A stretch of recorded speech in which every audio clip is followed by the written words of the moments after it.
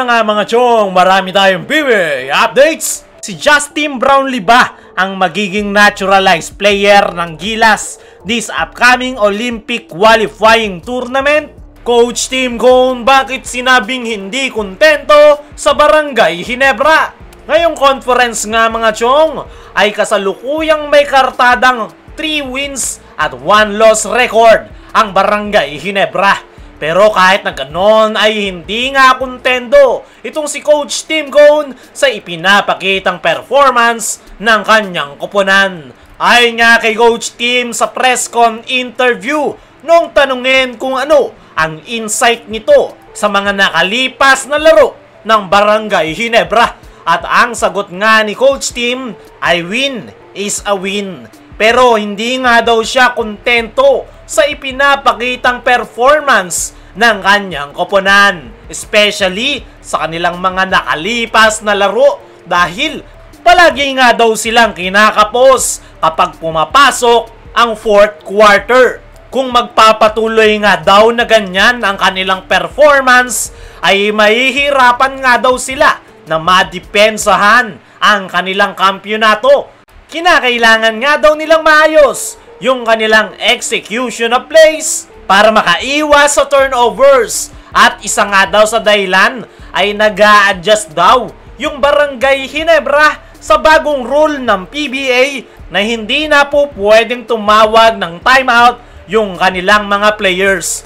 Nasanay nga daw yung mga players na kapag natatrap ay nakakatawag ng emergency timeout. Pero wala na nga daw yan sa ngayon, kaya nagkakaroon sila ng mga turnovers. Pero ano ba yung mga solusyon na nakikita ni Coach Tim sa problema ng kanyang koponan? Ayon mismo kay Coach Tim ay kinakailangan nga daw nila na mag-double effort sa kanilang team practice para daw mas maging pulido yung flow ng kanilang opensa. Ang magandang ibinalita nga ni Coach Tim ay makakabalik na nga daw yung kanilang floor general na si L.A. Tenorio. At magandang development nga daw yan para sa kanilang koponan dahil po pwede nga daw masolusyonan ni L.A. Tenorio yung mga broken plays at napakaraming turnovers ng Ginebra sa kanilang mga nakalipas na laro. Naniniwala nga si Coach Tim na mas magiging maganda na ang flow ng kanilang opensa dahil sa pagbabalik ni L.A. Tenorio sa kanyang koponan. At umaasa nga si Coach Tim na magiging mas maayos na ang kanilang laro sa darating na linggo kontra Terra Firma Jeep.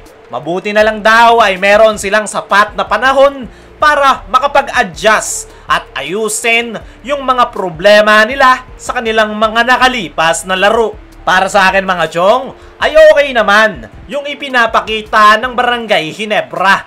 Yung problema lang talaga ay bigla nga silang nagko-collapse sa dulo ng laro dahil pagod yung mga players at yung iba ay nag-a-adjust pa gaya na lang nitong kanilang bagong import na si Tony Bishop at Maverick Ahamnisi na kahit nag-a-adjust ay maganda na ang ipinapakitang performance. Sa ngayon ay bumebuelo pa lang ang Barangay Ginebra at napaganda nga na ngayon pa lang lumalabas na yung mga problema ng kanilang koponan dahil meron nga silang sapat na panahon para solusyonan yan.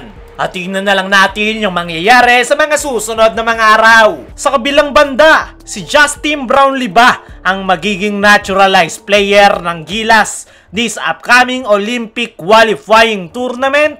Kagabi nga mga chong ay lumabas na yung mga makakalabang koponan ng ating national team sa paparating na Olympic qualifying tournament.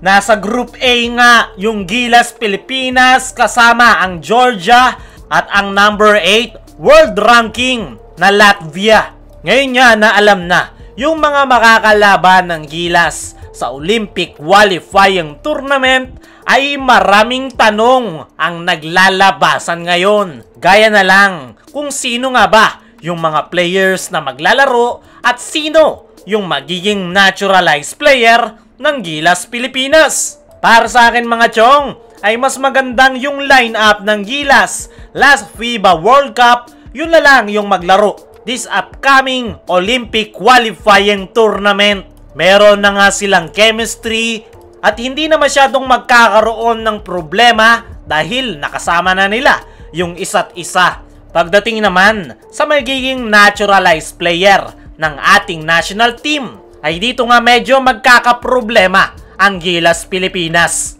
Marami ang nagsasabi na si Justin Brownlee na lang ulit ang maglaro para sa ating national team. Sa July pa nga ang Olympic Qualifying Tournament at sigurado nga natapos na yung suspension ni Brownlee at pwede na ito ulit na makapaglaro sa ating national team. Para sa akin mga chong, ay mas magandang si Brownlee ang maging naturalized player ng Gilas Pilipinas. Subok na nga ito at ilang beses nang natulungan ang Gilas Pilipinas. Pero nitong mga nakalipas nga na linggo ay may mga lumalabas na balita na planong gawing naturalized player ng Samahang Basketball ng Pilipinas ang Magnolia Hotshots import na si Tyler Bay. Plano pa nga lang yan at wala pang kasiguraduhan kung matutuloy. Pero mas malaki nga ang tsansa na si Justin Brownlee ang maglalaro sa Gilas Pilipinas